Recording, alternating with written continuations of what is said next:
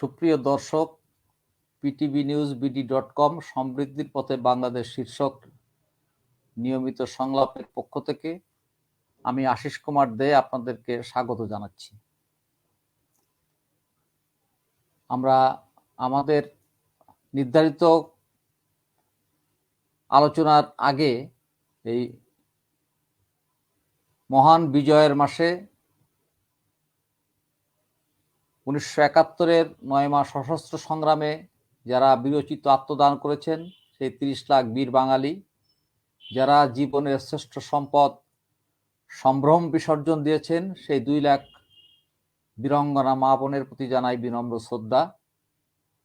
একই সঙ্গে জাতির জনক বঙ্গবন্ধু শেখ মুজিবুর রহমানের ভাস্কর্য ভাঙচুরের সঙ্গে যে সমস্ত দুর্বৃত্ত গোষ্ঠী জড়িত, তাদের এই অপকর্মের তীব্র নিন্দা জানাই। একই সঙ্গে তাদেরকে আইনের আওতায় এনে দৃষ্টান্তমূলক শাস্তি প্রদানের জন্য সংশ্লিষ্ট কর্তৃপক্ষের প্রতি আহ্বান জানাই।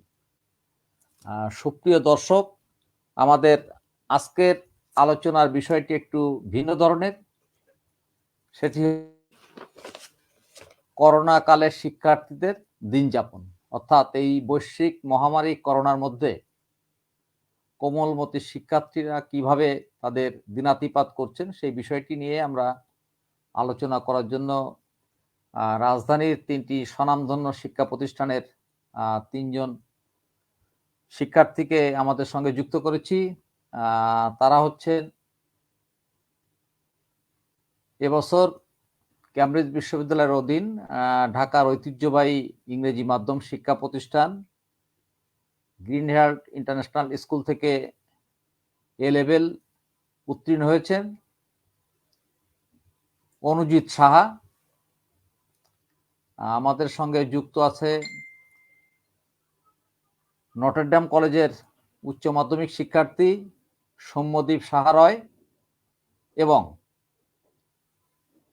ওয়াইডব্লিউসি এর 4র্থ শ্রেণীর শিক্ষার্থী প্রতিভা সাহা রায়। আমরা তোমাদেরকে এই আয়োজনের পক্ষ থেকে স্বাগত জানাচ্ছি। আমি আলোচনা শুরু করতে চাচ্ছি অনুজিৎ সাহা দিব্যকে দিয়ে। তুমি তো এ লেভেল উত্তীর্ণ হয়ে উচ্চ শিক্ষার জন্য ভালো কোনো শিক্ষা প্রতিষ্ঠানে ভর্তির চেষ্টায় নিজেকে নিয়োজিত রেখেছ। তো এই যে করোনার কারণে একটি বড় ধরনের ধৈর্যচ্যুতি ঘটার উপক্রম হয়েছে, অর্থাৎ এই করোনার কারণে তোমরা যারা বিদেশি বিশ্ববিদ্যালয়ের অধীন এদেশীয় শিক্ষা প্রতিষ্ঠান থেকে এ লেভেল উত্তীর্ণ হয়েছ, অন্যদিকে আমাদের দেশের বিভিন্ন শিক্ষা বোর্ডের অধীনে যারা উচ্চ মাধ্যমিক পরীক্ষা দিয়েছিল, এখনো পর্যন্ত তাদের ফলাফল মূল্যায়ন হয়নি। যেহেতু করোনার কারণে পরীক্ষা নেওয়া সম্ভব হয়নি, বিকল্প পথে তাদের মূল্যায়ন করে পাশ করানো হবে, বা সরকার সেই সিদ্ধান্ত নিয়েছেন। তাই এই যে সময়টা তোমাদের অলস কাটতেছে, এই সময় তোমাদের ফিলিংসটা কি? অনুজিৎ সাহা দিব্য। জি, ধন্যবাদ। সকল পিটিভি নিউজ বিডি.কম এর দর্শকদের স্বাগতম জানাচ্ছি। তার উপরে আমাদের বিজয়ের মাস এবং একজন 21 দশকের ছাত্র হয়ে আমরা হয়তো যে স্বৈরাচার বিরোধী আন্দোলন কথা বলা হয়েছে 1990 সালে, ওটা দেখিনি, অথবা আমাদের 71-এ যে 30 লাখ শহীদের বিনিময়ে যে আমরা স্বাধীনতা পেয়েছি সেটাও দেখিনি। কিন্তু আমাদের 21 দশকের ছাত্রছাত্রী হিসাবে প্রথমেই আমাদের এই কথাটা না বললে না হয় না, কারণ প্রশ্নটা করা হয়েছে এবং যে বিষয় যে আমাদের উচ্চ শিক্ষা, তো একজন বিজ্ঞানের ছাত্র হিসাবে আমি যে আমার বৈজ্ঞানিক চর্চা করতে পারি সেটার পিছনে আমাদের স্বাধীনতার একটা বড় ভূমিকা আছে। কারণ আমরা দেখতে পারি আমাদের পার্শ্ববর্তী দেশে, অন্যান্য দেশে, যে একটি অ্যান্টি ইন্টেলেকচুয়ালিজম থাকে, যেখানে ধর্মভিত্তি পড়াশোনার জন্য আমাদের বৈজ্ঞানিক যে চর্চা আমি আজকে 21 দশকে এসে যেটা করতে পারছি, সেটার পিছনে এই ডিসেম্বর মাসের যারা 1971 বলুন 1990 বলুন তাদের ভূমিকা, তো এটা দিয়ে আমি শুরু করতে যাচ্ছি। আমাদের যে মূলত করোনা ভাইরাসের কারণে আমরা বাসায় বসে আছি, হয়তো আমার জন্য এটা অত রেলেভেন্ট না, কারণ আমি অনেকটাই বলবো আমি লাকি ছিলাম যে আমাদের কেমব্রিজ সিস্টেম আমাদের অটো পাস বলবো না, কিন্তু তাদের আগের বছরের আমাদের গ্রেডস বিবেচনা করে আমাদেরকে একটা নম্বর দেওয়া হয়েছে। এবং এই সিস্টেমটা যদিও আমাদের দেশীয় কারিকুলামে করতে পারা যায়নি, কিন্তু এটা আমাদের শিক্ষা ব্যবস্থায় একটা আমি বলবো যে করোনা ভাইরাসের এত খারাপ দিক থাকা সত্ত্বেও একটি পজিটিভ দিক যেটা চলে আসছে, যে আমরা যে এই ক্রমাগত ভাবে ছাত্রছাত্রীদের তারা অ্যাসাইনমেন্ট দিয়ে বলুন বা ক্রমাগত ভাবে তাদের একটা বিষয়ের প্রতি তাদের কত দক্ষতা আছে সেটা দেখা যে যাচ্ছে, যেটা দেখার ওনারা চেষ্টা করছে, সেটা কিন্তু অনেকটা একটি উন্নত দেশের শিক্ষা ব্যবস্থার প্রতি আমাদের দেশের একটি ট্রানজিশন আমি বলবো, যেখানে আমার একদিনের পরীক্ষার বিনিময়ে বা একদিনের পারফরমেন্সের বিনিময়ে আমাকে একটা গ্রেড বা একটা ডিগ্রি ধরিয়ে দেওয়া হচ্ছে না। তো এই সময়ে যেহেতু আমার জন্য অতটা কোনো সমস্যা হয়নি, আমি মূলত তাদের বিষয়ে একটু তাদের সঙ্গে কথা বলেছি, তাদের বিষয়টা দেখেছি এবং আমার এই বিষয়টা দেখতে হয়েছে, কারণ পাবলিক বিশ্ববিদ্যালয়ে পড়ার ইচ্ছা, কারণ আমাদের দেশের পাবলিক বিশ্ববিদ্যালয় এমন একটা মিশ্রণ যেখানে ইংরেজি মাধ্যম বলুন, মাদ্রাসা বলুন, আমাদের বাংলা মিডিয়াম বলুন, ইংলিশ ভার্সন বলুন, সেখানে অনেক সুন্দর একটা মিশ্রণ থাকার কারণে, কিন্তু এই মিশ্রণ থাকা সত্ত্বেও আমাদের কিন্তু বৈষম্যটা অনেক বেশি। এই বৈষম্য থাকার কারণে হয়তো আমাদের সবার এক্সপিরিয়েন্স এক হবে না। বলতে গেলে আমি যে এলাকায় থাকি সেই এলাকার যে সরকারি বিদ্যালয় আমি দেখি সেখানে অনলাইন ক্লাসের অ্যাটেন্ডেন্স হয়তো 10 থেকে 20%, whereas আমার স্কুলে অ্যাটেন্ডেন্স 100%। এই জিনিসটা আমরা বেশি করে দেখতে পেরেছি এবং অবশ্যই একজন এই দশকের যুবক হয়ে সেটা আমাকে করোনাকালীন সময় আরো আমাকে ভাবিয়েছে যে এটা কি অবস্থা। এবং আমি আশা করি আমার যে ছোট ভাই বোন যারা এখানে আছে তারাও সবাই অনেক স্বনামধন্য বিদ্যালয় থেকে, আমি আশা করি তারাও এই বৈষম্যটা নিয়ে একটু চিন্তা ভাবনা করবে, যে আমরা এখনো কি যেই ধারার উপরে আমরা স্বাধীন হয়েছি বা যে ধারাটা আমাদের মোরাল সায়েন্স ক্লাস হয়তো শেখানো হয়, আমরা তারা সেটা কতটুকু উপলব্ধি করতে পেরেছি। তো ফিলোসফিক্যাল পয়েন্ট অফ ভিউ থেকে আমি এই পর্যন্তই বলবো যে এটা আমার মূল অবজারভেশন ছিল এই সময়টা। আর তা বাদে আমি অনেক কাজের মধ্যে এখন লিপ্ত। আমি এখন একজন পার্ট টাইম হিসাবে আমি একটা অপেড এর জন্য লিখি, একটা ইউথ ট্যাবলয়েড এর জন্য। এছাড়া আমি ঢাকা বিশ্ববিদ্যালয় এবং বুয়েটের ভর্তি পরীক্ষার জন্য ক্রমাগত ভাবে পড়ে যাচ্ছি, এবং এটা পড়ার ফলে আমি যা বুঝছি যে আমাদের জাতীয় কারিকুলামের ছাত্রছাত্রীদের মেধা অনেকটা অতুলনীয়, কারণ তাদের যে আমি সিলেবাস দেখতে এইচএসসি ইন্টারমিডিয়েটে কি পড়ে সেটা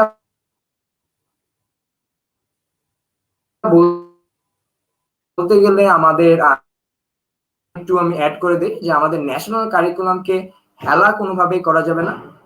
ন্যাশনাল কারিকুলাম যখন বিদেশে অ্যাপ্লাই করো যারা করছেন, আপনাদের কারিকুলাম অনেক বেশি ভ্যালু হবে, যে আপনি ইন্টারমিডিয়েটে গিয়ে 4-5টা সাবজেক্ট পড়েছেন যেখানে আমি এ লেভেলে 2-3টা পড়েছি। তো এখানে এইটা বলে আমি শেষ করব, আমি অন্যদের একটু কথাবার্তা শুনি তাদের করোনার সময় কেমন গিয়েছে। হ্যাঁ, ধন্যবাদ অনুজিৎ। আমরা আবারও তোমার কাছে আসবো, তোমার এক্সপিরিয়েন্স আমরা শুনবো। আমরা এবার যাচ্ছি আমাদের আজকের ছোট্ট বন্ধু প্রতিভা সাহা রয়ের কাছে। প্রতিভা, এই করোনার সময় তোমাদের স্কুল নিশ্চয়ই বন্ধ, তো এই বন্ধের মধ্যে তুমি বাসায় বসে কিভাবে পড়াশোনা করছো, তোমার পড়াশোনা এগিয়ে নিচ্ছ? প্রতিভা সাহা রয়।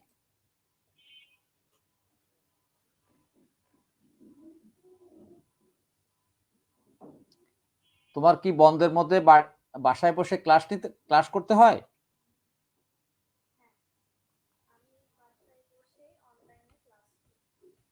আচ্ছা প্রতিভা সাহা, তুমি একটু জোরে বলো তাহলে শুনতে সুবিধা হবে, অনেক দর্শক শুনবে তো তোমাকে। আচ্ছা, বাসায় বসে তোমার কি অনলাইনে ক্লাস হয়?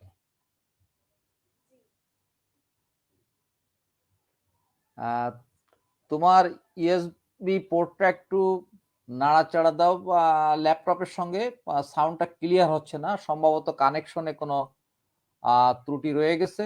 যাই হোক, তুমি একটু জোরে কথা বলবা, যাতে আমরা আমরা এবং সম্মানিত দর্শকরা তোমার কথা শুনতে পারেন।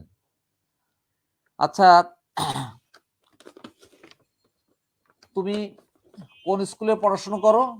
কি নাম জানো তোমার স্কুলের? YWCA না?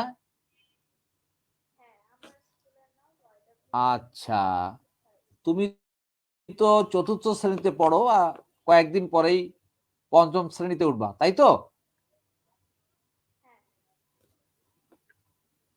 তোমার সেকশনে কতজন বন্ধু বন্ধু আছে তোমার? অর্থাৎ তোমার সেকশনের ছাত্রছাত্রী কতজন?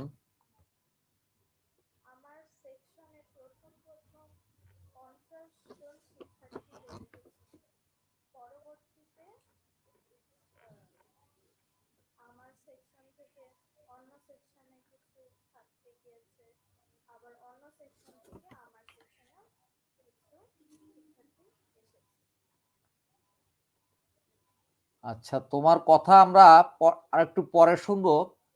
ততক্ষণে তোমার ওই স্পিকারটা, সাউন্ড সিস্টেমটা একটু মেরামত করতে হবে। 5 মিনিট পরে আবার তোমার কাছে আমরা আসবো। এর আগে আমরা সৌম্যদীপ সাহারয়ের কাছে যাচ্ছি। সৌম্যদীপ সাহারয়, তুমি রাজধানীর ঐতিহ্যবাহী শিক্ষা প্রতিষ্ঠান নটরডেম কলেজের উচ্চ মাধ্যমিক প্রথম বর্ষের শিক্ষার্থী। এই করোনার মধ্যে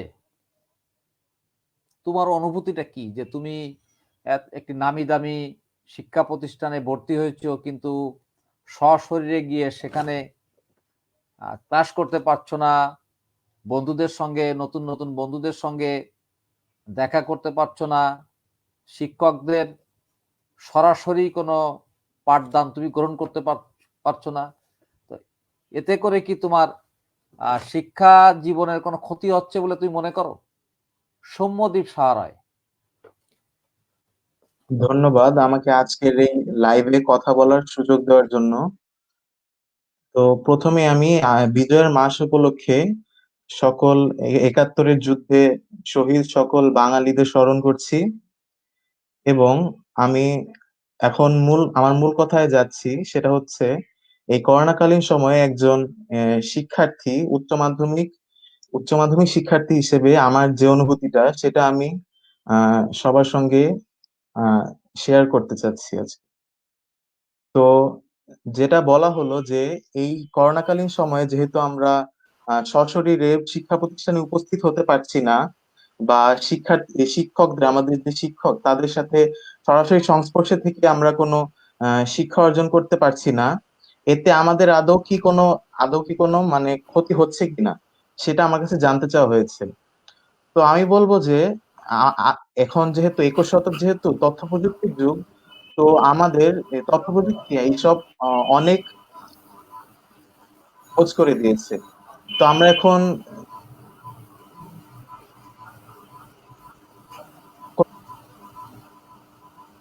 virtually বিভিন্ন বিভিন্ন সোশ্যাল মিডিয়ার মাধ্যমে আমরা ক্লাস পরিচালনা করছি। তো আমার একটা আফসোস থেকে গিয়েছে যে, আমি যদিও ভার্চুয়ালি নটরডেম কলেজে পরীক্ষা দিয়ে এখন ক্লাস করতে পারছি, নিয়মিত ক্লাস করছি, কিন্তু তবুও সশরীরে সেখানে গিয়ে ক্লাস করার সৌভাগ্যটা আমার এখনো হয়নি। এবং আমি আমার আমার বড় ভাইয়ারা যারা আছেন যে নটরডেম কলেজে, তাদের কাছে শুনেছি যে আমাদের যে নবীন শিক্ষার্থীদের প্রথমেই যে নবীন বরণটি হয়, সেটি নাকি নটরডেম কলেজের একটি আহ প্রধান আনন্দঘন উৎসব বলা যায়। এ সময় নাকি সেই ক্যাম্পাসটা অনেক সুন্দর থাকে, এবং সকলের সাথে সকলের একটা মিলবন্ধন সৃষ্টি হয়, সেটা নাকি খুবই সুন্দর পরিবেশ। তো আমাদের যদি এবার ভার্চুয়ালি একটা নবীনবরণ করা হয়েছিল, তবুও আমরা বড় ভাইয়াদের কাছে যেভাবে শুনি যে তারা যেভাবে সেটা আনন্দের সাথে উপভোগ করেছেন, তো সেদিক থেকে আমাদের ভাগ্য একটু খারাপ। কিন্তু তবুও বলবো, আহ, এখন যে তথ্য প্রযুক্তির দিকে সব ভার্চুয়ালি করা হচ্ছে, তো এখনো মানে আমরা ভার্চুয়ালি আমাদের ক্যাম্পাস দেখতে পেরেছি, এবং আমাদের শিক্ষকদের কথাও শুনতে পেরেছি, আমাদের শ্রদ্ধেয় গুরুজনরা অনেক পরামর্শ দিয়েছিলেন। তো এই সকল প্রক্রিয়ার মধ্য দিয়ে আমাদের ক্লাস শুরু হয়। এরপর আমরা ক্লাস করছি এবং আমাদের যেহেতু অনেকগুলো গ্রুপে ভাগ করা থাকে স্টুডেন্টদের, তো আমি সেখানে চতুর্থ গ্রুপের শিক্ষার্থী এবং আমার গ্রুপে 128 জন ছাত্র আছে। তো আর এখন যেহেতু সোশ্যাল মিডিয়া সবাই মোটামুটি ব্যবহার করছে ইন্টারনেটের কল্যাণে, তো এখন আমরা যে আমাদের বন্ধুদের সাথে বা নতুন বন্ধু যারা নটরডেমে আমার নতুন যে সহপাঠী, তাদের সাথেও আমার যোগাযোগে কোনো অসুবিধা হচ্ছে না। কারণ এখন অনেক সোশ্যাল মিডিয়ায় সবাই কানেক্টেড থাকে এবং আমরা সেখানেই অনেকভাবে আমাদের মধ্যে ব্যক্তিগতভাবে যোগাযোগ করি, ভিডিও কনফারেন্সিং করি। তো এভাবে আমাদের মধ্যে পরিচিত হওয়ার সুযোগ আছে, সেটা যে একেবারে নেই সেটা বলা যায় না। ভার্চুয়ালিও এখন অনেক কিছুই করা যাচ্ছে। তো সেদিক থেকে আমার মনে হয় না যে এরকম কোনো অসুবিধা আছে। কিন্তু কিন্তু মূল মূল যে শিক্ষা লাভের বিষয়টি, সেদিক থেকে একটু ব্যাঘাত থাকে। কারণ শিক্ষকরা ক্লাসে যেভাবে সাবলীল ভাবে ক্লাস নিতে পারেন এবং আমরাও তাদের সাথে সরাসরি ইন্টারেক্ট করতে পারি, এখানে সেই সুযোগটা সম্পূর্ণভাবে নেই। এবং আমাদের কলেজে, অন্যান্য অনেক কলেজেও তো যারা অনেকে ঢাকার বাইরে আসে ঢাকায় একটা ভালো শিক্ষা প্রতিষ্ঠানে পড়ার জন্য, তো এখন তো করোনাকালীন পরিস্থিতি, তো তারা অনেকেই ঢাকায় আসতে পারেনি এবং ঢাকার বাইরে অনেকেই গ্রাম থেকে ক্লাস করে। তো গ্রামে তো নেটওয়ার্কের অবস্থা ভালো থাকে না, তো অনেকেই এদিক থেকে বঞ্চিত হয়। কিন্তু আমি যেহেতু ঢাকা শহরেই থাকি, আমার ইন্টারনেট কানেকশনও ভালো থাকে, আমি এদিক থেকে কোনোভাবেই বঞ্চিত হচ্ছি না। কিন্তু তবুও অনেকেই যে বঞ্চিত হচ্ছে, এটা একটু খারাপ লাগে। কিন্তু আসলে এখন তাও কিছু থেমে থাকে না, কারণ এখন যেহেতু সোশ্যাল মিডিয়া আমরা সবাই কানেক্টেড, তো এরকম হয় যে অনেকে যারা নেটওয়ার্ক প্রবলেমের কারণে ক্লাস ঠিক মতো করতে পারে না, তাদের আমরা যে ক্লাসে যারা ঠিক মতো করতে পারছি, তারা নোটটা নিয়ে তাদের সাথে পরে সেটা ছবি তুলে শেয়ার করতে পারি। বা এরকম সমস্যা হলে আমরাও অনেক সময় যে আহ, যেমন আমি কোনো ক্লাস করতে পারলাম না আমার নেটওয়ার্কের সমস্যার কারণে, তো অন্যরা যারা করেছে তাদের কাছে আমি জিজ্ঞেস করে নিলাম। তো এভাবেই সবাই সবাইকে সহযোগিতা করে এবং এর মধ্যে এভাবেই আমাদের মধ্যে একটা বন্ধুত্বপূর্ণ সম্পর্ক সৃষ্টি হয়েছে এর মধ্যেই। তো সেদিক থেকে বলা যায় যে আসলে তথ্য প্রযুক্তির কল্যাণে কিছুই এখন থেমে থাকছে না। আমরা এখনো সুন্দরভাবেই সকলের সাথে। ধন্যবাদ, তোমার কাছে আবারও আসবো। আমি আবারও যাচ্ছি প্রতিভা সাহা তুলতুলের কাছে। প্রতিভা, তুমি বাসায় বসে প্রতিদিন অনলাইনে কয়টা ক্লাস করো? অনলাইনে প্রতিদিন 2টি করে ক্লাস করি। স্কুলের ক্লাস? তুমি হ্যাঁ, স্কুলের পড়াশোনার বাইরে আর কি কি করো বাসায় বসে? পড়াশোনার ফাঁকে ফাঁকে অনলাইনে আর্ট শিখি, নাচ শিখি, বাহ বাহ, আবৃত্তি শিখি, চমৎকার! বাসায় গানও গান করো, করি। আবৃত্তিও শিখো, ও নাচও করো না? খুব সুন্দর। আচ্ছা, আর্ট করো না? আচ্ছা, এটা কোন মাস চলছে আমাদের? মাস বিজয়ের মাস না? এটা বিজয়ের মাস। আমাদের বিজয় দিবস যেন কবে? 16ই ডিসেম্বর। 16 ডিসেম্বর আমাদের দেশ স্বাধীন হয়েছিল, তাই না? হ্যাঁ, আমাদের দেশের রূপকার কে, অর্থাৎ আমাদের জাতির পিতা কে, বলতে পারো? আমাদের জাতির পিতা বঙ্গবন্ধু শেখ মুজিবুর রহমান। আচ্ছা, সুন্দর। আচ্ছা, তুমি এই বিজয়ের মাসে কোন ধরনের ছবি আঁকো?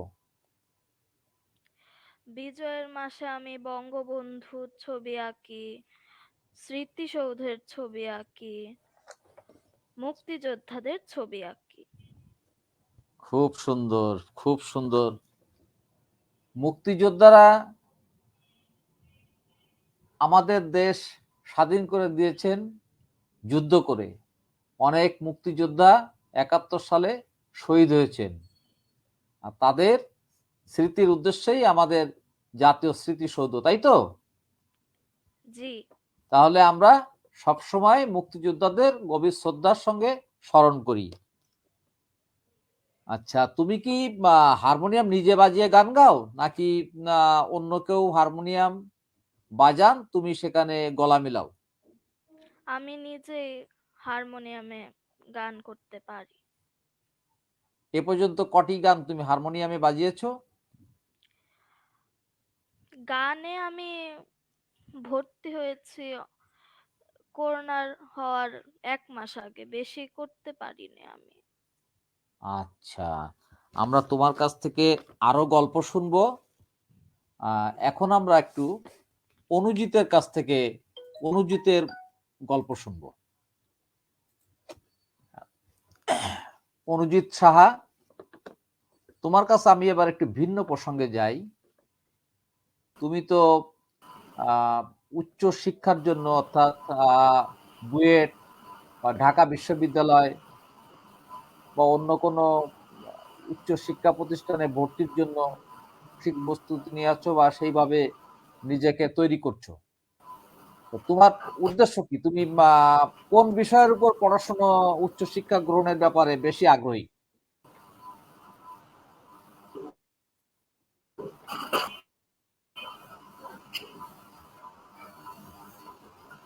অনুজিত সাহেব, তুমি বুয়েট বা ঢাকা বিশ্ববিদ্যালয় যেখানে তুমি মানে ভর্তি হওয়ার জন্য বিভিন্ন জায়গায় চেষ্টা করতেছো, ভর্তির পরীক্ষা শুরু হলে বিভিন্ন জায়গায় পরীক্ষা দিবে, কিন্তু প্রত্যেকেরই তো নিজস্ব একটা হবি থাকে, একটা এইম থাকে।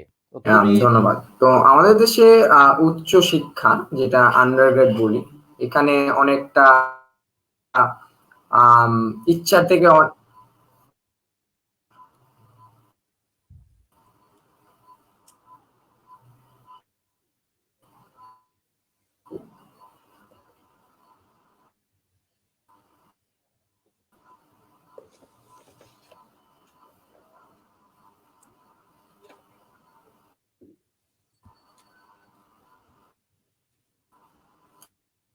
আচ্ছা আচ্ছা।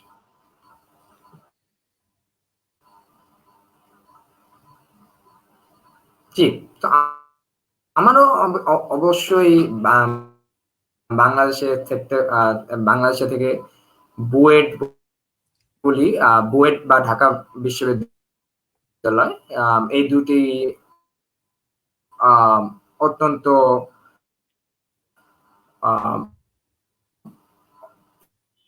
ইচ্ছা আছে যে এই দুটো বিশ্ববিদ্যালয়ের পরীক্ষা যদি উত্তীর্ণ হতে পারি, অবশ্যই বাংলাদেশের কোনো ছাত্রছাত্রী যারা বিজ্ঞান বিজ্ঞান বা প্রকৌশল বিষয়ে পড়াশোনা করতে চায়,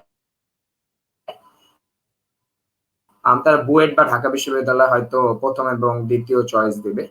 তো আমারও পার্সোনালি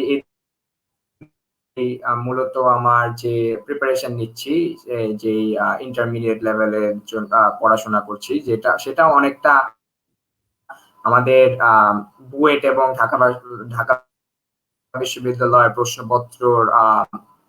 প্রশ্নপত্রকে সামনে রেখে। তো হ্যাঁ, আমার পার্সোনাল হবি বা পার্সোনাল এখন যেটা সবচেয়ে বড় ইচ্ছা, যেটাতে আমি সবচেয়ে বেশি নিয়োজিত আছি, সেটা হলো যে কিভাবে একজন ইংরেজি মাধ্যমের ছাত্র হয়েও আমাদের ন্যাশনাল কারিকুলাম যেটা আছে সেটাকে বোঝা, বা সেটাতে যেসব ক্রাইটেরিয়া বা অবজেক্টিভ আছে সেগুলো আমি যে প্রসেস থেকে এসেছি সেটাতে থেকে অনেকটা ভিন্ন হলেও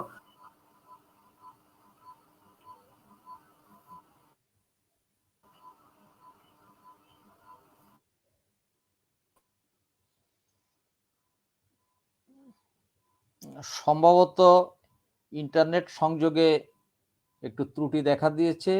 আমরা অনুজিত স্যার কাছে আবার এছাড়াও যেটা অ্যাড করতে পারি একটু, হ্যাঁ, আমাদের এখানে বলো। একটি আনসার্টেনটি আছে যে পরীক্ষা কিভাবে হবে। আমার মনে হয় এই প্রসঙ্গে আমরা অনেকেই যেহেতু আমি মিডিয়ার সামনে এসেছি, আমাদের মিডিয়া অনেক ক্ষেত্রে সাহায্য করে বা মিডিয়া অনেক ক্ষেত্রে আমাদেরকে যেটা মূলত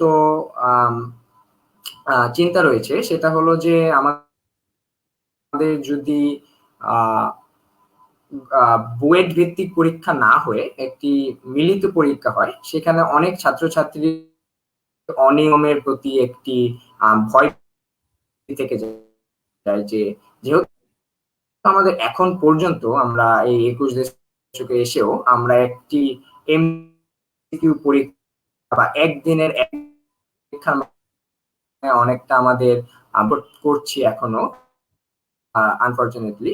সেক্ষেত্রে অনেক ছাত্রছাত্রীর একটি চিন্তা থেকে যায় যে আমার যদি এই বইয়ের পরীক্ষা, যেটা বছরে বছর বলতে গেলে very honest and very trustable, সেটা যখন পুরো জেলা ভিত্তিক ভাবে ভাবনা চিন্তা করা হচ্ছে বা বিভিন্ন বিশ্ববিদ্যালয় ভিত্তিক করে পরীক্ষা নেওয়ার কথা হচ্ছে, সেখানে ছাত্রছাত্রীদের একটি অনিচ্ছা দেখা যাচ্ছে, এবং এটাও আমার মনে হয় একটি একটি একটি তো অবশ্যই একজন ছিল না, কারণ আমরা একটি স্বাধীন দেশে, যেখানে আমাদের শিক্ষা মন্ত্রণালয় বিষয়ে একটা অনিরপেক্ষতা থাকার কথা ছিল। সেখানে আমাদের ছাত্রছাত্রীদের এই ভয়ভীতি অবশ্যই।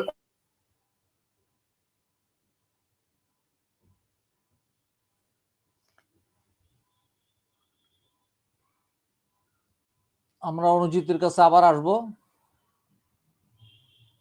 সম্ভবত ইন্টারনেট সংযোগের কারণে সমস্যা হচ্ছে। আমরা এবার সৌম্যদ্বীপের কাছে যাই।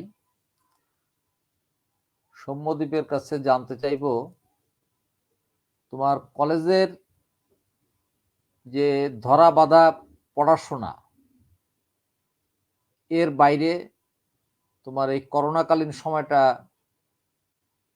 কিভাবে কাটে? তুমি কি অন্য কোনো একাডেমি, অর্থাৎ বা সেটা মিউজিক্যাল একাডেমি হতে পারে, সেটা কোনো স্পোর্টস বা এই অ্যাথলেটিক্স কিছু হতে পারে, বা অন্য কোনো সাংস্কৃতিক সংগঠন বা সামাজিক সংগঠন হতে পারে, এই সমস্ত কোনো প্রক্রিয়ার সঙ্গে তুমি জড়িত আছো কিনা? সৌম্যদ্বীপ সাহারায়। হ্যাঁ, আমার আমার তো কলেজে নিয়মিত ক্লাস করতেই হচ্ছে। তো এর বাইরেও আমি অন্যান্য অনেক কার্যক্রমের সাথে যুক্ত আছি। তো আমি মূলত যে আমার মেইন যে হবিটা সেটা হচ্ছে ছবি আঁকা। ছোটবেলা থেকেই আমার এটাই মূলত আসলে একটা শখ। আমি সময় পেলেই ছবি আঁকাআঁকি করি। তো সেটা যে কোনো ধরনের ছবি আঁকাই হতে পারে, স্কেচ করা হোক বা জল রং দিয়ে আঁকা হোক বা পেন্টিং করা হোক কোনো। তো এছাড়াও আমি এখন, তো এতদিন তো আমি এভাবেই ছবি এঁকে এসেছি পেন্টিং বা পেন্সিল দিয়ে। তো এখন আমার করোনার সময় যেহেতু বাসায় আছি, তো এখন আর একটু ফ্রি টাইম পাওয়া যায়। তো এর মধ্যে আমি আরেকটু শিখছি যে ডিজিটালি কিভাবে ছবি আঁকা যায় বিভিন্ন সফটওয়্যার ব্যবহার করে। তো এগুলো শিখছি। এছাড়াও আমি মিউজিক বলতে হচ্ছে আমি ক্লাস 9 থেকে আমি বেহালা বাজানো শেখা শুরু করেছি। তো এটাও আমার একটা খুবই পছন্দের একটা হবি, বেশ বেহালা বাজানো সময় পেলেই। এছাড়াও এছাড়াও আমি আরেকটি যে কার্যক্রমের সাথে যুক্ত আছি তা হচ্ছে ফ্রেঞ্চ ভাষা শেখা। তো আমি 5 বছর প্রায় হয়ে গেল আমি ফ্রেঞ্চ ভাষা শিখছি আলিয়ান্স ফর্সেস ঢাকার এই প্রতিষ্ঠানে। তো এখনো আমার এই কার্যক্রম চলছে, শুক্র শনিবার আমার ক্লাস করতে হয়। তো মূলত এগুলোই চলছে। সকালবেলা কলেজে ক্লাস থাকে, এছাড়া বিভিন্ন রকমের ক্লাস করতে হয় আরো। এবং এই পড়াশোনার বাইরে যখন সময় পাই তখন এই কাজগুলোই আমার চলে, যে ছবি আঁকা হোক বা এরকম বেহাল বাজানো হোক বা এই ফ্রেঞ্চটাও একটু পড়তে হয়। এছাড়া অন্যান্য সময় সিনেমা দেখা বা এরকম গান শোনা, এসব কার্যক্রম তো আছেই। তো আচ্ছা, তুমি গান শোনো, তুমি সিনেমা দেখো, তোমার তুমি কি বাংলা সিনেমা দেখতে অভ্যস্ত, নাকি অন্য কোনো ভাষার সিনেমা, যেমন হিন্দি, ইংরেজি? আমাদের দেশে তো আমাদের সংস্কৃতির ভেতর তো একটি পাশ্চাত্য সংস্কৃতির অনুপ্রবেশ ঘটেছে। তুমি কোন ধরনের সিনেমা দেখতে স্বাচ্ছন্দ্য বোধ করো এবং তোমার বাংলাদেশের প্রিয় নায়ক নায়িকাকে এবং ভারতের প্রিয় নায়ক এবং নায়িকাকে তোমার দৃষ্টিতে? সৌম্যদীপ।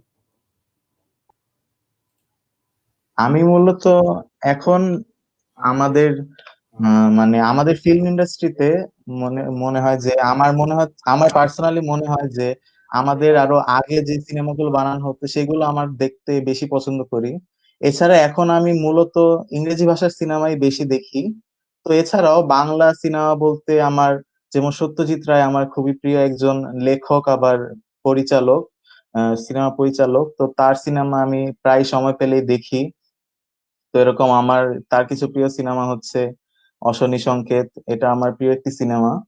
এছাড়াও আমি তো হিন্দি সিনেমাও আসলে খুব একটা দেখা হয় না, কমই দেখা হয়।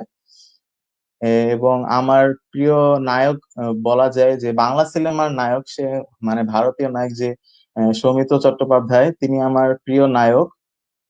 এছাড়াও আহ নায়িকা সেভাবে সেভাবে একদম পার্টিকুলারলি প্রিয় কেউ নেই, তবু অনেকেই ভালো লাগে। এছাড়াও আহ এছাড়াও বলিউডে বা হিন্দি সিনেমার মধ্যে আমার শাহরুখ খান প্রিয় একজন নায়ক। তো এগুলোই মূলত আমার দেখা হয়, ইংরেজি সিনেমাটাই বেশি দেখা হয়। এবং সময় পেলে আমি বাংলা সিনেমা এগুলো দেখি যে আগের যেগুলো অনেকে বলে যে এগুলো ভালো সিনেমা বা ভালো নাটক, যেমন হুমায়ুন আহমেদের কিছু নাটক দেখা হয় মাঝে মাঝে। তো এগুলোই মূলত আমার ফার্স্ট টাইমে এগুলোই দেখা হয়। সৌম্যদীপে তুমি গান শোনার কথা বলেছো, যে অবসর সময়ে তুমি গান শুনেও কিছুটা বিনোদন করো, নিজেকে বিনোদনের মধ্যে রাখো। তো তুমি কোন ধরনের গান শুনতে পছন্দ করো, আর তোমার পরিবারে কি আহ এই কোনো সঙ্গীত চর্চা করেন এমন কেউ আছেন কিনা? ব্যক্তিগতভাবে আমার গানের কোনো নির্দিষ্ট ধারার গান যে আমার পছন্দ সেটা বলবো না। আমি অনেক সব ধরনের গানই শুনি, প্রায় সেটা অনেক ভাষার গান শুনি আবার অনেক রকমের গান শুনি। তো এর মধ্যে আমার মা, আমি যতটুকু শুনেছি যে আমার মা ছোটবেলা থেকেই রবীন্দ্রসঙ্গীত চর্চার সাথে যুক্ত আছেন। তো তো আমার মাও প্রায় সময় রবীন্দ্রসঙ্গীত শোনেন এবং মাঝে মাঝে টুকটাক গানও করেন। তো তার মধ্য দিয়ে আমার রবীন্দ্রসঙ্গীতের প্রতি একটা অন্যরকম ভালো লাগার সৃষ্টি হয়েছে। সময় পেলেই রবীন্দ্রসঙ্গীতও শুনি। এছাড়াও আমার লালন সঙ্গীতও খুব ভালো লাগে। এছাড়াও বাংলাদেশে যে রিসেন্ট যেসব ভালো ভালো বিভিন্ন রক ব্যান্ড আছে সেগুলোও শোনা হয়। তো আমার এরকম মানে একদম নির্দিষ্ট কোনো ধারার সঙ্গীত যে আমি পছন্দ সেটা বলবো না। পছন্দ করি, এর মধ্যে কিছু প্রিয় শিল্পী তো থাকেই, প্রিয় শিল্পী। তো তাদের মধ্যে অনেকে বেছে বেছে গান শুনি, ধরনের গানই শোনা হয় আসলে। ধন্যবাদ। আমরা এবার আরেকটু আমাদের ছোট্ট বন্ধু প্রতিভা শাহর কাছে যেতে চাই। প্রতিভা শাহ, তুমি কি আমার কথা শুনতে পাচ্ছ? হ্যাঁ। আচ্ছা, এবার তোমার কাছে আমি জানতে চাইবো বাংলাদেশের জাতীয় ফুলের নাম কি? বাংলাদেশের জাতীয় ফুলের নাম শাপলা। জাতীয় ফলের নাম, জাতীয় মাছ, কাঁঠাল। জাতীয় জাতীয় মাছের নাম ইলিশ। জাতীয় নদী, পদ্মা। আচ্ছা, খুব সুন্দর। এবার বলো তো তুমি, আমাদের দেশের মুক্তিযুদ্ধে কত লাখ মানুষ শহীদ হয়েছিলেন?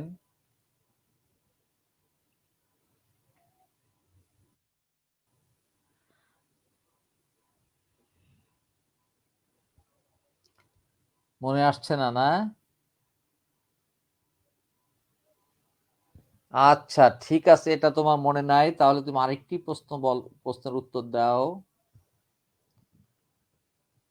আমাদের দেশের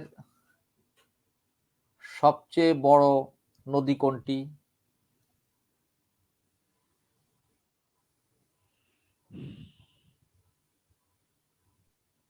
আমাদের জাতীয় নদী কোনটি বলছিলে? পদ্মা। পদ্মা। আর আমাদের বড় নদীও পদ্মা, তাই না? আচ্ছা, আমাদের জাতীয় পাখির নাম বলতে পারো তুমি? দোয়েল। দোয়েল। ভেরি গুড, তুমি তো সব পারো। দর্শক, প্রতিভা স্যার সঙ্গে আমাদের সংযোগটি বিচ্ছিন্ন হয়ে গেছে। এবার আমরা যাব অনুজিৎ স্যার কাছে। অনুজিতের বক্তব্যের সময় ইন্টারনেট বিভ্রাটের কারণে আমাদের দর্শকদের তার বক্তব্য পুরোটা শোনাতে পারে নাই। আমরা অনুজিতের কাছে যাচ্ছি তার আরো কিছু কথা শোনার জন্য। সম্ভবত অনুজিতের ফোনটা মিউট হয়ে আছে, আমি এটাকে আনমিউট না করলে দর্শকরা অনুজিতের কথা শুনতে পারবে না। অনুজিৎ, তোমার ফোনটা মিউট অবস্থায় আছে, এটাকে আনমিউট করতে হবে।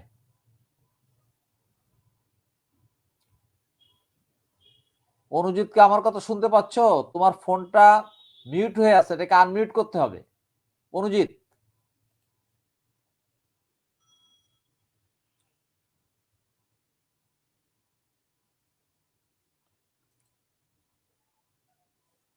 হ্যাঁ প্রতিভা, তুমি এবার বলো আমাদের স্বাধীনতা দিবস কবে?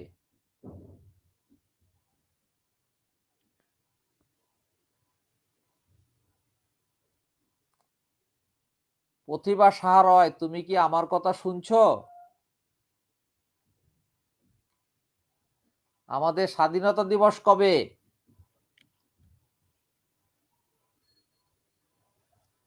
সাউন্ড সিস্টেমের ত্রুটির কারণে তোমার কথাও ভালো করে বোঝা যাচ্ছে না, এজন্য দর্শকদের কাছে দুঃখ প্রকাশ করছি।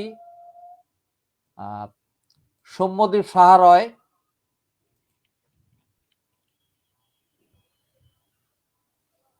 তুমি দেশের নামি দামি একটি শিক্ষা প্রতিষ্ঠানে ভর্তি হয়েছ, সে কথা আমি আগেও বলেছি, এবং এদেশের সবাই জানেন নটরডেম একটি ঐতিহ্যবাহী শিক্ষা প্রতিষ্ঠান। তো এখানে ইতিমধ্যে তোমার প্রায় প্রথম বর্ষ অতিক্রম হতে গেল, যদিও সরাসরি পাঠ গ্রহণের সুযোগ হয়নি এই প্যান্ডামিকের কারণে। সেটি আমাদের দেশের, শুধু আমাদের না, বিশ্বব্যাপী একই অবস্থা। বিশেষ করে শিক্ষার্থীদের তো বটেই, তারা অনেক কিছু থেকে বঞ্চিত হচ্ছে। তারপরও কোনো কিছু থেমে থাকে না, সবকিছুই চলমান। নিশ্চয়ই এই যে পড়াশোনার ক্ষতি হচ্ছে সেটি অন্যভাবে পুষিয়ে নেওয়া হবে। তো তোমার কাছে আমি জানতে চাই যে উচ্চ মাধ্যমিক পাশ করার পর উচ্চ শিক্ষার জন্য তোমার নিজস্ব কোনো চিন্তা ভাবনা বা চয়েস আছে কিনা? সৌম্যদীপ সাহারয়।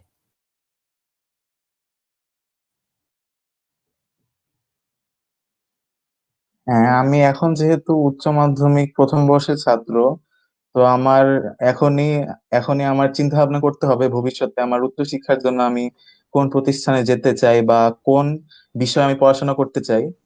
তো এই ব্যাপারে আমার মোটামুটি একটা পরিকল্পনা আছে। আমি মূলত আহ জীববিজ্ঞান বিষয়টাকে খুবই পছন্দ করি, তো আমার পড়তেও খুবই ভালো লাগে। তো আমি চাই যে আমি মেডিকেলে পড়াশোনা করতে।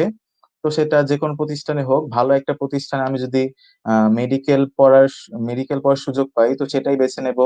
এছাড়াও যদি আমার সৌভাগ্য হয় যে আমি অনেক চেষ্টা চালিয়ে যদি বিদেশে কোথাও উচ্চশিক্ষার জন্য যেতে পারি, সে চেষ্টা অবশ্যই করব। এছাড়াও মেডিকেলে পড়তে না পারলে আমার ইচ্ছা হচ্ছে যে আমি জীববিজ্ঞান সংক্রান্ত কোনো একটা শাখায় পড়াশোনা করতে চাই। এছাড়াও আমার আগেও আরেকটা আমার এম ছিল, সেটা ছিল হচ্ছে আর্কিটেক্ট হওয়া। তো যেহেতু ছবি আঁকার হাত ভালো মোটামুটি আমি মনে করি, তো আমার মনে হয় যে আমার বাবাও আমাকে উৎসাহ দিতেন যে আর্কিটেকচারে পড়ার জন্য। তো সেটাও আমার একটা আগ্রহ, সেটাকেও আমার সেকেন্ড অপশন বলা যেতে পারে। তবু আমার এখন মূল ইচ্ছাটা হচ্ছে আমি যাতে মেডিকেলে পড়াশোনা করতে পারি। তো এটাই আমার মূল ইচ্ছা এখন।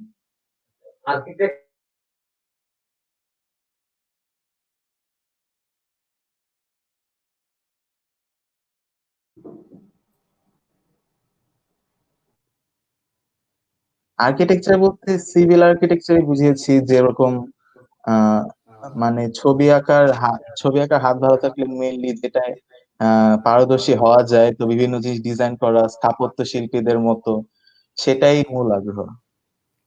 আচ্ছা, ধন্যবাদ। ইতিমধ্যে আবারও আমাদের সঙ্গে যুক্ত হয়েছে অনুজিৎ সাহা এবং এবার কি আমাকে শোনা প্রতিভা যাচ্ছে? সাহা। হ্যাঁ, অনুজিৎ সাহাকে শোনা যাচ্ছে, এখন Okay. খুব পরিষ্কার শোনা যাচ্ছে। আমরা অনুজিৎ সাহা তার বক্তব্য দেওয়ার সময় দুর্ভাগ্যজনকভাবে দুইবারই ইন্টারনেটে একটি বিপর্যয় দেখা দিয়েছে, যে কারণে তার বক্তব্য দর্শকরা শুনতে পারেনি। অনুজিৎ সাহা বলছিল যে বুয়েটে বা ঢাকা বিশ্ববিদ্যালয়ে যদি সে পড়ার সুযোগ পায় তাহলে এটাই তার ফার্স্ট প্রায়োরিটি।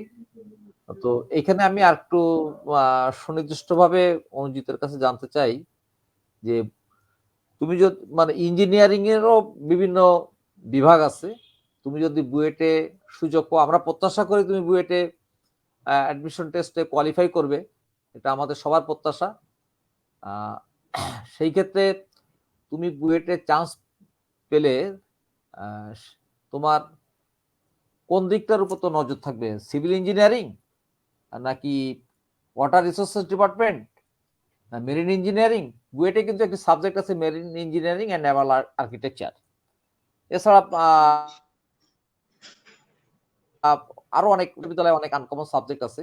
তো তুমি বুয়েটে যদি মেধাভিত্তিক তুমি কোয়ালিফিকেশনে উপরের দিকে থাকো, সেই ক্ষেত্রে তোমার চয়েসটাকে প্রাধান্য পাবে। একইভাবে ঢাকা বিশ্ববিদ্যালয় একই অবস্থা। তো তুমি যদি বুয়েটে চান্স পাও, সেই ক্ষেত্রে ইঞ্জিনিয়ারিং।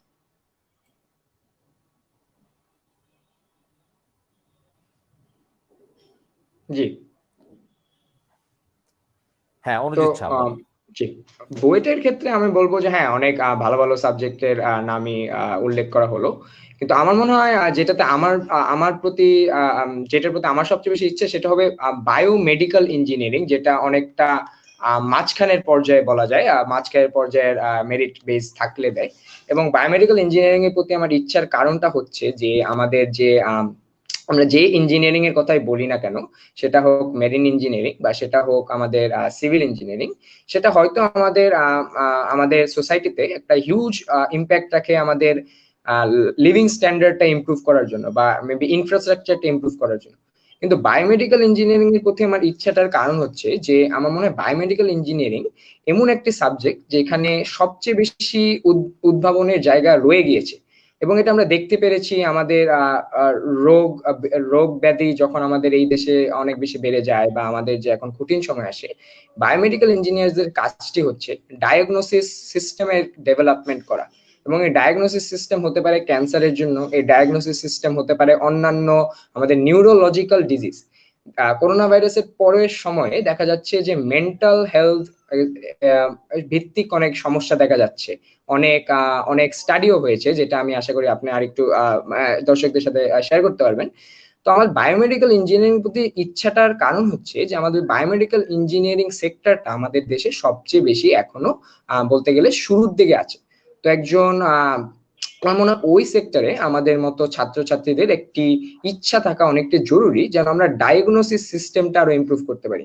আমাদের দেশে এখনো একজন লোককে এমআরআই বা সিটি স্ক্যান করতে তাদের হাজার হাজার মাইল পাড়ি দিয়ে ঢাকা শহরে হয়তো আসতে হয় বা একটা হাসপাতালে ভিত্তিক একটা নির্দিষ্ট হাসপাতালে যেতে হয়। তো বায়োমেডিক্যাল ইঞ্জিনিয়ারদের কাজটা হলো এই প্রসেসটাকে সিম্পলিফাই করে তোলা through mechanics, through knowledge of radiation. তো আমার মনে হয় বুয়েটের মতো একটি জায়গায় এই বিষয়টা আমার পড়লে আমার সবচেয়ে বড় সৌভাগ্য হবে বুয়েটের মতো স্থানে এখানে পড়া। কারণ বুয়েট আমাদের দেশে সর্বস্তরে বা সর্বশ্রেণীর মানুষের যে ইচ্ছা থাকে বা আমাদের সময়ের যে ডিমান্ড থাকে, সেটাতে সবচেয়ে বেশি দ্রুততম ভাবে রেসপন্ড করতে পেরেছে আমার বিশ্বাস বুয়েট। তো আমার মনে হয় আমাদের এই পোস্ট করোনা ওয়ার্ল্ডে আমাদের অনেক বিষয়ের ভিত্তিক প্রায়োরিটি থাকবে যেটা আমরা আগে দেইনি, এবং আমার diagnosis is one of them. তো আমার মনে হয় যেহেতু আমার মূলত এ লেভেলসে বা আমার যেটা ইন্টারমিডিয়েটের ইংরেজি মাধ্যম, যেখানে আমার জীববিজ্ঞান, পদার্থবিজ্ঞান, রসায়ন এবং গণিত চারটা সাবজেক্ট ছিল, এবং চারটা সাবজেক্টের অনেকটা মিশ্রণেই বায়োমেডিক্যাল ইঞ্জিনিয়ারিং এর ছাত্রছাত্রীদের একটি মূলত মূল্যায়ন করা হয়। তো আমার মনে হয় সেই ক্ষেত্রে আমার টিকার সম্ভাবনাও ভালো, এবং আমার মনে হয় সেই ক্ষেত্রে আমি আমাকে নিজেকে দেখতে পারি 4 বা 5 বছর পর তেমন একটি ফিল্ডে নিজেকে নিয়োজিত রাখা। তো ওটা হবে আমার, যদিও সৌম্যদীপ সাহারাই বলেছে আর্কিটেকচার, এবং আর্কিটেকচারও আমাদের দেশে এখন অনেক বড় একটি, এখন না, আমাদের যে দেশে উন্নয়ন হচ্ছে বা আমাদের ঢাকা কেন্দ্রিক যে উন্নয়ন হচ্ছে, সেখানে আর্কিটেক্টদের অনেক বড় ভূমিকা। তো যদিও আর্কিটেক্ট এবং আরবান প্ল্যানার আলাদা, আমার সৌম্যদ্বীপের প্রতি আমার একটি আবেদন থাকবে যে তারা যখন এই ফিল্ড, তাদের জানি একটি আর্কিটেকচার, বিশেষ করে তাদের জানি অবশ্যই একটা কানেকশন থাকবে উইথ ডেভেলপমেন্ট। তারা জানি ঢাকা কেন্দ্রিক সকল উন্নয়ন না করে একটু ঢাকার বাইরেও চিন্তা ভাবনা করে, বা ঢাকাকে আমরা যে একটি কনক্রিট স্লাম বানিয়ে ফেলেছি, সেটা থেকে আমরা কেমনে করে উত্তরণ পেতে পারি, সেটা সৌম্যদীপ যেহেতু বললো সে আর্কিটেকচারের প্রতি একটি তার ইচ্ছা আছে, তো আমি আশা করি তারও ভাবনা চিন্তার মধ্যে ওরকম থাকবে যে কিভাবে আমরা যে একটি 16 কোটি বা 18 কোটি মানুষের দেশে থাকে এত ছোট জায়গায়, আর্কিটেকচারের ইনোভেশন থেকে কেমনে করে আমরা এই সমস্যাটাকে দূর করতে পারি। তো হ্যাঁ, সৌম্যদ্বীপের প্রতি আমারও এই আশা থাকবে, সৌম্যদ্বীপ জানি সফল হোক, এবং আমাদের ছোট বোন প্রতিভা, তার কাছেও আশা করি শুনবো তিনি সে ও কি হতে চায় বড় হয়ে। ধন্যবাদ অনুজিৎ সাহা। আমরা এবার আমাদের এই আজকের অনুষ্ঠানের ছোট্ট অতিথি, ছোট্ট বন্ধু প্রতিভা সাহারায় তুলতুলের কাছ থেকে শেষ কয়েকটি কথা শুনতে চাই। প্রতিভা সাহারায়, এবার তোমার কাছে আমি আর কয়েকটি প্রশ্ন করি। আমার বিশ্বকবির নাম কি?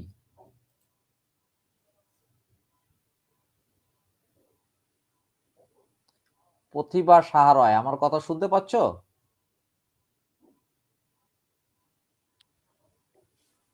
তোমার কথা তো এখন দর্শক শুনতে পাচ্ছে না। সমস্যা কি হলো আবার সাউন্ডে? এর আগে তো তোমার কথা ভালো শোনা গেছিল, এখন তো আবার শোনা যাচ্ছে না। তুমি কি আমার কথা শুনতে পাচ্ছ? প্রতিভা সাহারায়, তুমি কি আমার কথা শুনতে পাচ্ছ? তুমি একটু দেখো তোমার সাউন্ডে কোথায় যেন সমস্যা হচ্ছে। আহ ওইখানে সম্ভবত কানেকশনে কোথাও সমস্যা রয়ে গেছে, যে কারণে সাউন্ডটা বাইরে আসছে না। তুমি আরেকটু চেষ্টা করে কি দেখবে? ততক্ষণে আমি একটু সৌম্যর সঙ্গে কথা বলে আসি, আর দর্শকদের একটু সৌম্যদ্বীপের কথা শোনায় আসি।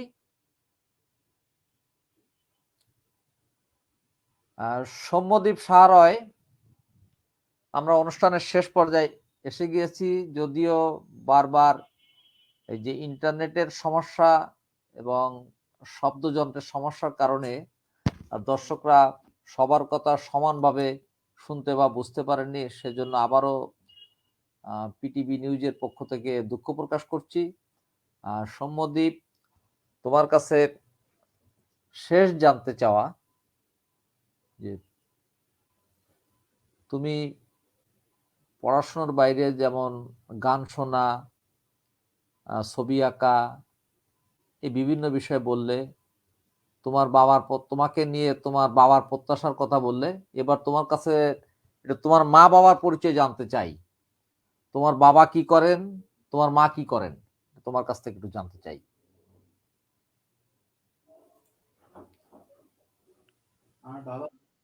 আমার বাবা হচ্ছেন মোহাম্মদপুর সরকারি কলেজের অ্যাসিস্ট্যান্ট প্রফেসর। তার নাম ডক্টর হেমশঙ্কর সাহারায়। তিনি রসায়ন বিভাগের প্রভাষক। এবং আমার মা হচ্ছেন সেন্ট জোসেফ উচ্চ মাধ্যমিক বিদ্যালয়ের উচ্চ মাধ্যমিক মানবিক বিভাগের যুক্তিবিদ্যা বিষয়টির প্রভাষক।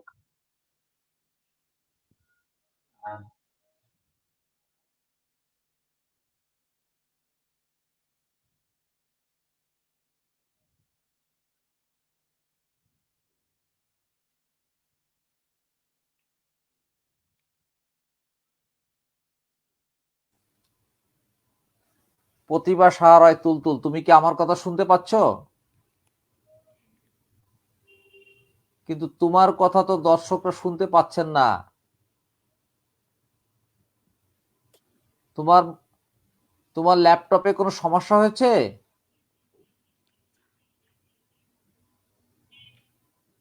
তোমাকে কত সুন্দর দেখাচ্ছে, তুমি সুন্দর একটা হেডফোন ব্যবহার করছো,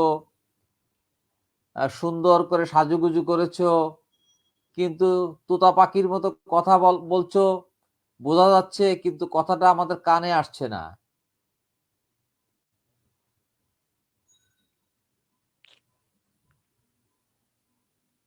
এবার আমরা অনুজিতের কাছে যাই, আমাদের অনুষ্ঠান শেষ। অনুজিৎ, তোমার যে প্রত্যাশা সেটি পূরণ হোক, আমরাও তাই চাই। তুমি বুয়েটে তোমার প্রত্যাশিত সাবজেক্টে ভর্তি হওয়ার সুযোগ পাও, সেটা আমরা প্রত্যাশা করি। তো তোমার এই লেখাপড়ার যে ব্যক্তিগত চিন্তা চেতনা, যে উদ্দেশ্য, যে তোমার প্রত্যাশা, সেই প্রত্যাশা সম্পর্কে তোমার পরিবারের ভাবনাটা কি, এবং তোমার মা বাবার পরিচয় দাও দর্শকদের। জি, ধন্যবাদ। তো পরিবারের অবশ্যই সমর্থন আছে বলেই এত দূর আসতে পেরেছি। আর মূলত আমার বাবা নিউ এজ পত্রিকার সিনিয়র রিপোর্টার এবং আমার মা শহীদ মানিক বিদ্যালয়ের অ্যাসিস্ট্যান্ট লেকচারার। তো আমরা মূলত আজিমপুরেই সকলে বাস করি এবং আমার মার বিদ্যালয়টি আজিমপুরে অবস্থিত। তার কারণে আমরা আজিমপুরবাসী বিগত 10-20 বছর ধরে।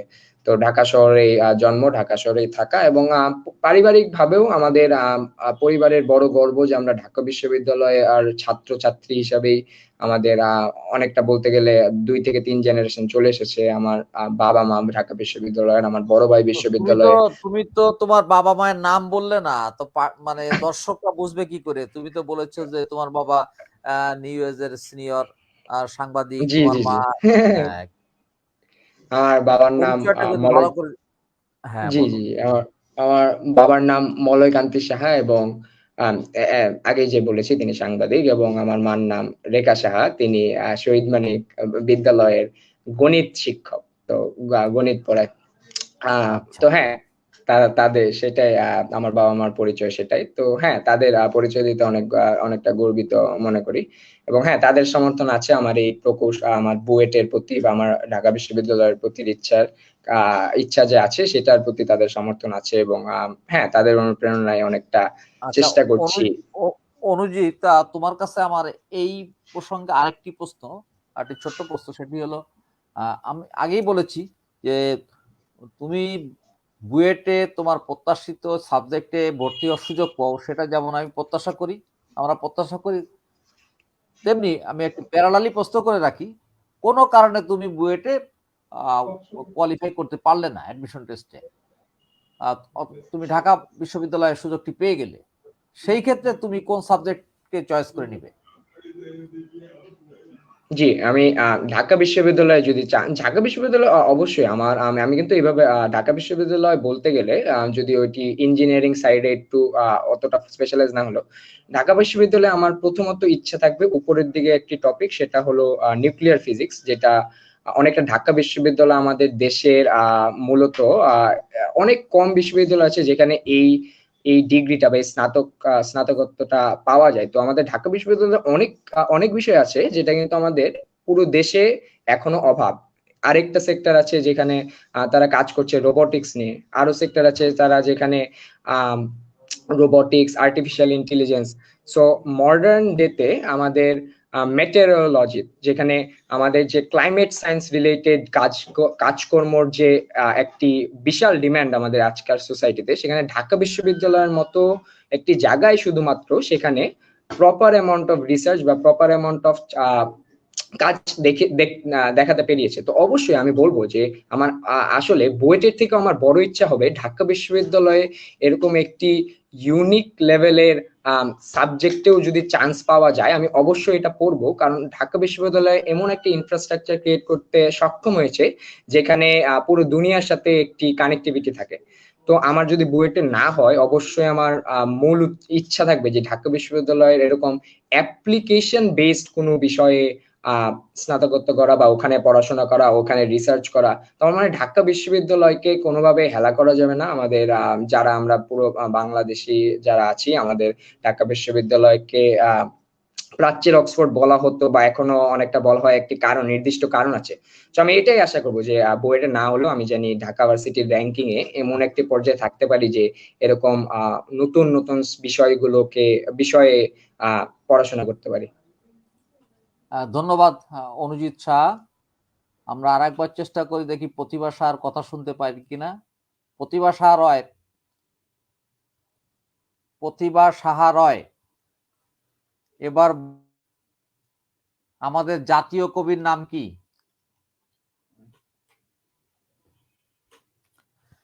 ধন্যবাদ প্রতিভা সাহা রয়, ধন্যবাদ অনুজিৎ সাহা, ধন্যবাদ সৌম্যদীপ সাহা রয়। আমাদের আলোচনার বিষয়বস্তু ছিল করোনায় শিক্ষার্থীদের দিন যাপন। তো তোমাদের সবারই কথা শুনে মনে হলো মানুষের অদম্য ইচ্ছা শক্তির কাছে সবকিছুই পরাজিত হয়। এই বৈশ্বিক মহামারী করোনা তোমাদের শিক্ষা জীবনকে দমিয়ে রাখতে পারছে না। তথ্য প্রযুক্তির এই যুগে তোমরা ঘরে বসেই তোমাদের শিক্ষা ব্যবস্থা সচল রেখেছ। সেই ক্ষেত্রে এই কৃতিত্বের দাবিদার আমাদের দেশে যারা তথ্য প্রযুক্তির ক্ষেত্রে অবদান রেখে চলেছেন সেই সমস্ত প্রযুক্তিবিদ, বিশেষ করে আমাদের ডিজিটাল বাংলাদেশ গড়ার যে স্বপ্নদ্রষ্টা মাননীয় প্রধানমন্ত্রী বঙ্গবন্ধু কন্যা শেখ হাসিনার তথ্য প্রযুক্তি বিষয়ক উপদেষ্টা সজীব ওয়াজেদ জয়, তার প্রতি আমরা কৃতজ্ঞতা জানাই। সুপ্রিয় দর্শক, এতক্ষণ আপনারা শুনছিলেন পিটিভি নিউজ BD.com এর নিয়মিত সংলাপ সমৃদ্ধির পথে বাংলাদেশ। আমাদের আজকের অনুষ্ঠান এখানেই সমাপ্তি। আপনারা যে যেখানে থাকেন সাবধানে থাকুন, ভালো থাকুন, নিজেকে নিরাপদ রাখুন, পরিবারের সদস্যদেরও নিরাপদ রাখুন। আগামীতে দেখা হবে অন্য কোনো বিষয় নিয়ে ঠিক একই সময়। শুভরাত্রি।